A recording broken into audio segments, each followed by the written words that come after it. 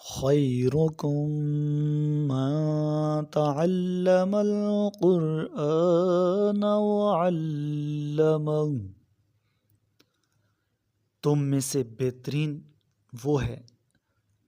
جو خود قرآن سیکھے اور دوسروں کو سکھائے۔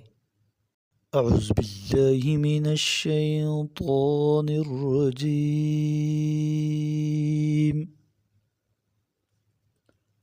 میں پناہ مانگتا ہوں اللہ کی شیطان مردود سے۔ بسم اللہ الرحمن الرحیم، شروع کرتا ہوں اللہ کے بابرکت نام سے جو انتہائی مہربان اور رحیم ہے۔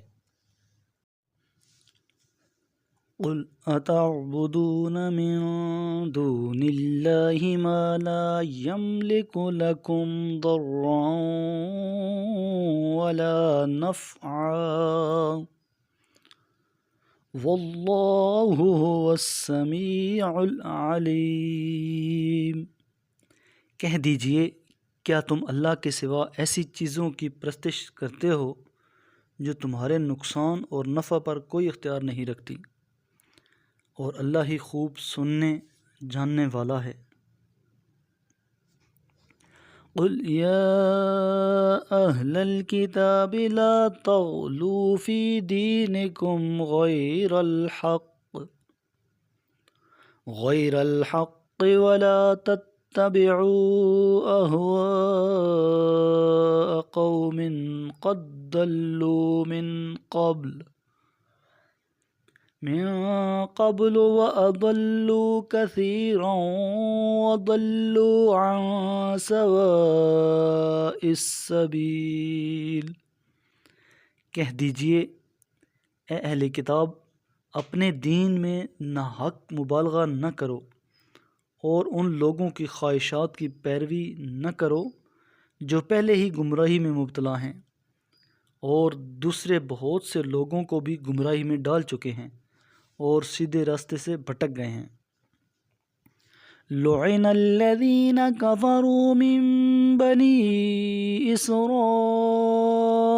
على لسان داود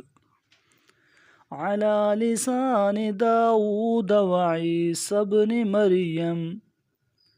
ذلك بما عصوا وكانوا يعتدون، بنی اسرائیل میں سے جن لوگوں نے کفر اختیار کیا داؤد اور عیسیٰ بن مریم کی زبان سے ان پر لعنت کی گئی، کیونکہ وہ سرکش ہو گئے تھے اور حد سے تجاوز کرتے تھے۔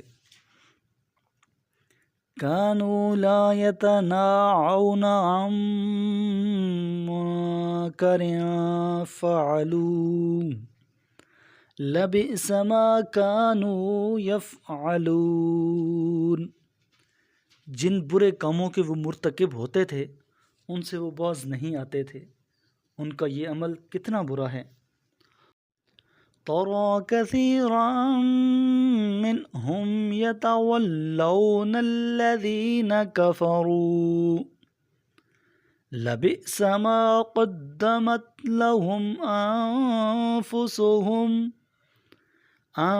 سخط الله عليهم وفي العذاب هم خالدون، آپ ان میں سے بیشتر لوگوں کو دیکھتے ہیں کہ وہ مسلمانوں کے مقابلے میں کافروں سے دوستی کرتے ہیں،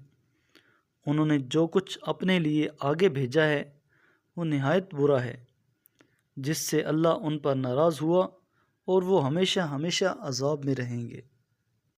میرے محبوب کریم علیہ الصلاۃ والسلام نے ارشاد فرمایا، اقرأ القرآن، قرآن کی تلاوت کیا کرو، فَإِنَّهُ يَأْتِي يَوْمَ الْقِيَامَةِ شَفِيعًا لِأَصْحَابِهِ، یہ قیامت کے دن اپنے پڑھنے والوں کا سفارشی بن کر آئے گا۔ صدق اللہ العظیم۔